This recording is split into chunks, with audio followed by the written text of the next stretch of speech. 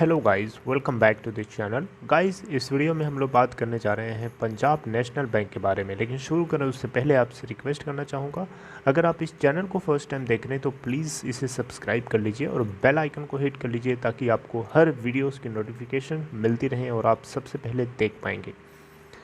तो सबसे पहले हम बात करेंगे पंजाब नेशनल बैंक के लास्ट ट्रेडिंग सेशन के पैटर्न के बारे में। देखिए 20 मई 2021 को इसके अंदर हमें ज़बरदस्त वॉल्यूम देखने को मिला ट्रेड होता हुआ। 36.50 की ओपन प्राइस के बाद 35.95 का लो बनाता है और 37.90 का हाई बनाता है।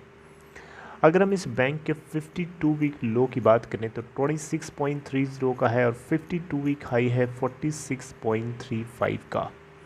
एनएससी के ऊपर टोटल वॉल्यूम ट्रेड करता है 33 करोड़ 91,56,585। डिलीवरी परसेंटेज अगर आप देखें तो काफ़ी कंपैरेटिवली ज़्यादा है लास्ट के कुछ दिनों से। अगर आप चेक करेंगे, अभी मैं आपको बताऊंगा, 41.35% है। बीएससी के ऊपर जो टोटल ट्रेडेड वॉल्यूम था उसमें अगर हम देखें तो 2,39,98,777, जिसमें से डिलीवरी परसेंटेज है 33.86%। 37.45 के ऊपर क्लोज होता है बीएससी पे और एनएससी पे 37.50 के ऊपर। मार्केट कैप है 41,291.31 करोड़ रुपए। तो आज हम लोग बात करने जा रहे हैं कि इस बैंक के अंदर तेज़ी कब आएगी। नाम का केवल दूसरा बैंक है भारत का। पीएसयू सेक्टर के पीएसयू बैंक्स की कैटेगरी में पंजाब नेशनल बैंक को दूसरा सबसे बड़ा बैंक बताया गया है स्टेट बैंक ऑफ इंडिया के जस्ट बाद। तो किस नाम, क्या केवल नाम का स्टेट बैंक ऑफ इंडिया के बाद दूसरे नंबर का बैंक है? इसमें तेज़ी क्यों नहीं आ रही है? 45 के लेवल को कब ये क्रॉस करेगा? ये सारे क्वेश्चंस आपके दिमाग में भी आते होंगे और इसके ट्रेडिंग पैटर्न को देख करके आपका दिमाग ख़राब हो जाता होगा, कभी कभी बहुत ज़्यादा ख़राब हो जाता होगा, क्योंकि जिस तरीके से चाल चल रहा है लास्ट के कई दिनों से वो सबको पसंद नहीं है। किसी को नहीं पसंद है, आपको भी नहीं पसंद है, मुझे भी नहीं पसंद है। लेकिन इसके पीछे कुछ कुछ जेन्युइन कारण है और मुझे लगता है कि इसके अंदर अब इसके अंदर हमें बुलिश पैटर्न शुरू होता हुआ दिखाई देगा, क्योंकि बुलिश पैटर्न स्टार्ट हो चुका है। मैं आपको ग्राफ के ऊपर लेके आया हूँ, आप ये देख सकते हैं। ये तो आपको लास्ट दिन का ग्राफ है, आज का नहीं है, ये लास्ट ट्रेडिंग सेशन का ग्राफ है। लास्ट के 5 डेज़ का अगर हम ग्राफ देखेंगे तो ये देख सकते हैं उथल पुथल बनी है। लास्ट के एक महीने का अगर आप ग्राफ चेक करेंगे तो इसका लो है 33.05 का, जो कि 22 अप्रैल 2021 को बना था, 22 अप्रैल 2021 को बना था, और हाई है 39.20 का, जो कि 4 मई 2021 को बनाया था। लास्ट के 3 मंथ्स का ग्राफ अगर आप देखेंगे तो लास्ट के 3 मंथ में लो है इसका 32.5 का, 19 अप्रैल 2021 को बनाया था, और हाई है 44.30 का। लास्ट के 6 मंथ का जरा ग्राफ देखते हैं। 6 मंथ का हाई है 46.35 का, जो कि 19 फेब 2021 को बनाया था, और इसका लो है 26.30 का, 13 जुलाई 2020 को बनाया था। ऑलराइट, तो देखिए लास्ट के एक साल का ग्राफ अगर आप नोटिस करेंगे तो एक साल में ये 46.35 का हाई बना पाया है।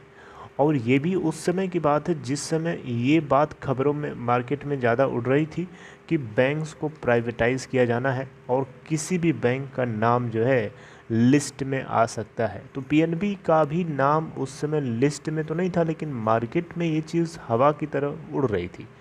ठीक है, तो उसी जोश में या उसी एक मोमेंटम में कह सकते हैं, वो जो मोमेंटम बना हुआ था उसी मोमेंटम में ये 46.35 का हाई जो है बना पाता है। और बैंक में पैसे डालने की बात सरकार ने भी करी थी, तो ये सारी कुछ खबरें थी। बैड बैंक का भी इशू था, तो ये बहुत सारी खबरें थी जिसके चलते इसके अंदर एक हमें जोर से मोमेंटम बना था, ज़बरदस्त मोमेंटम बना था, जिसको लेकर के ये ऊपर चढ़ गया था।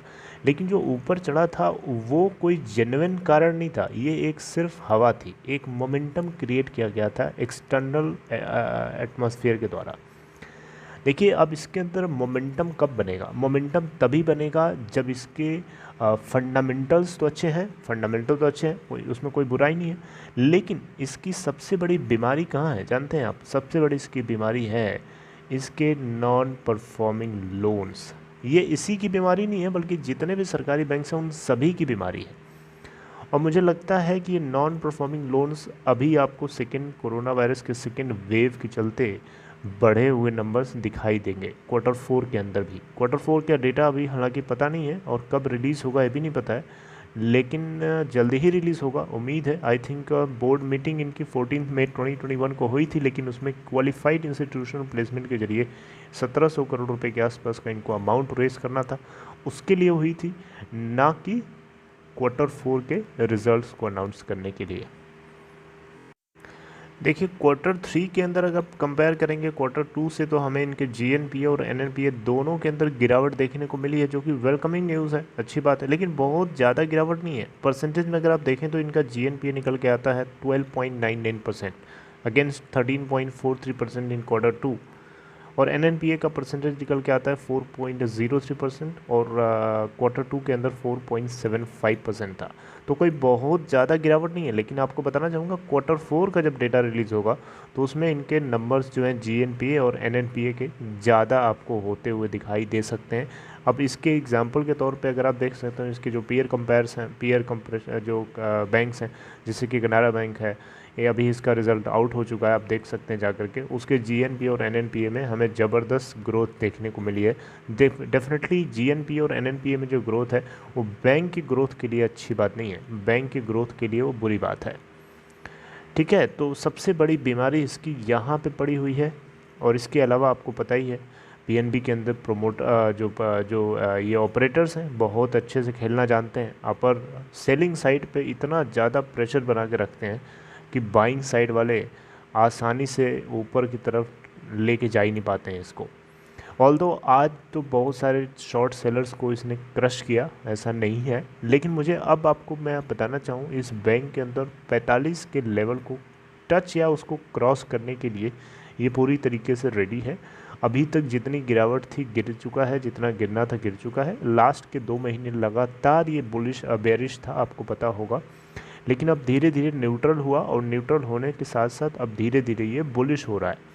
बुलिश होते होते अब वेरी बुलिश हो रहा है और इसके अंदर तेज़ी आ सकती है आने वाले कुछ दिनों में, और ये तेज़ी इसको 40 से लेकर 42 के बीच में सस्टेन कराएगी। 40 से 42 के बीच में अगर ये सस्टेन कर जाता है तो आप मान के चलिए कि वो 46 के लेवल को डेफिनेटली 46 या 45 के लेवल को एटलीस्ट तो क्रॉस कर ही जाएगा, ऐसा मुझे लगता है, जो कि पूरी तरीके से गलत भी हो सकता है। मैं इस चीज़ को पहले से ही एक्सेप्ट करता हूँ।